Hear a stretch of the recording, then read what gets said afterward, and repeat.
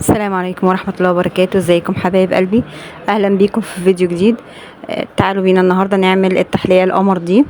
حاجة كده سهلة وترطب على القلب.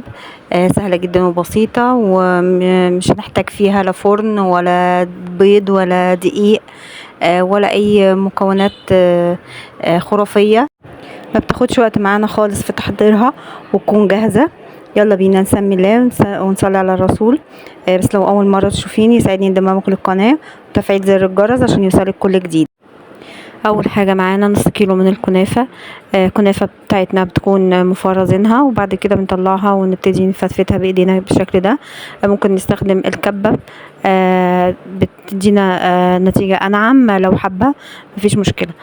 بعد كده بنبتدي ناخد الكنافه بتاعتنا وننزل بيها في حله او طاسه على النار، معاها معلقتين كبار من السمنه.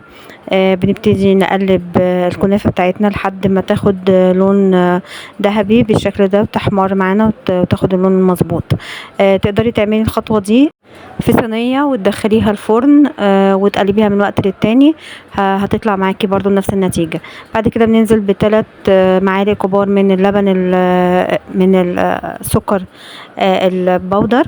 بنقلبهم على الكنافه بتاعتنا بالشكل ده ونوزعهم وتكون الكنافه بتاعتنا بارده. بعد كده بنبتدي نسوي الكنافه او نضغطها في الصينيه بتاعتنا بالشكل ده عشان تكون متساويه. بعد كده الطبقه التانية معانا بتكون عباره عن 3 كوبايات من اللبن الحليب. بننزل عليهم ب3 معالق من الكاسترد. وممكن نستبدل الكاسترد بالنشا، مفيش مشكلة لو مش متوفر. بعد كده بننزل عليهم ب3 معالق كبار من السكر. بنقلب الخليط بتاعنا كويس على البارد، وبعد كده بنرفعه على النار لحد ما ياخد معانا قوام متماسك لحد ما بالشكل ده. بعد كده بننزل برشة من الفانيليا ونقلب تاني، وبعدين بننزل بالخليط بتاع الكاستر بتاعنا على الكنافة وهو سخن. بنوزعه على الكنافة بالشكل ده. بنسيب الخليط بتاعنا بتاع الكاسترد لحد ما يبرد تماما. يعني نسيبه على جنب لحد ما يبرد تماما، وبعد كده بنبتدي نشتغل على باقي الطبقات. بعد كده بنحضر نص كوباية من السكر.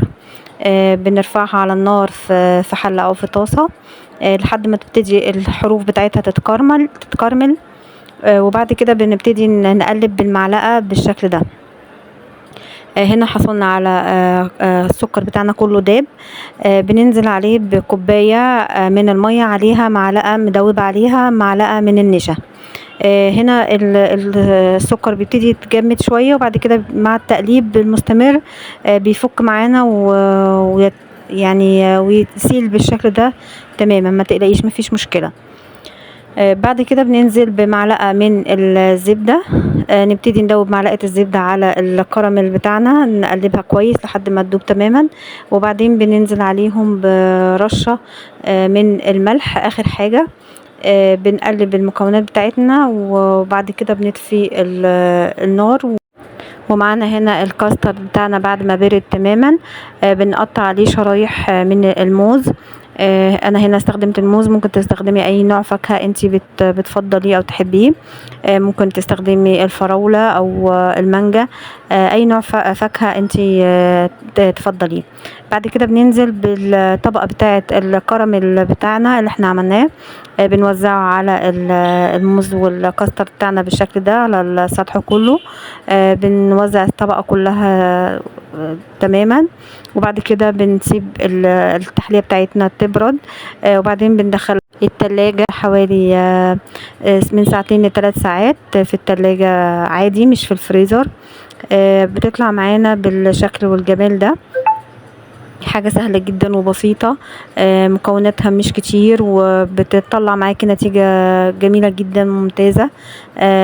طبقة من الكنافة مقرمشة، عليها طبقة من الكاسترد كريمية جدا، والموز والكراميل بيدي طعم جميل جدا.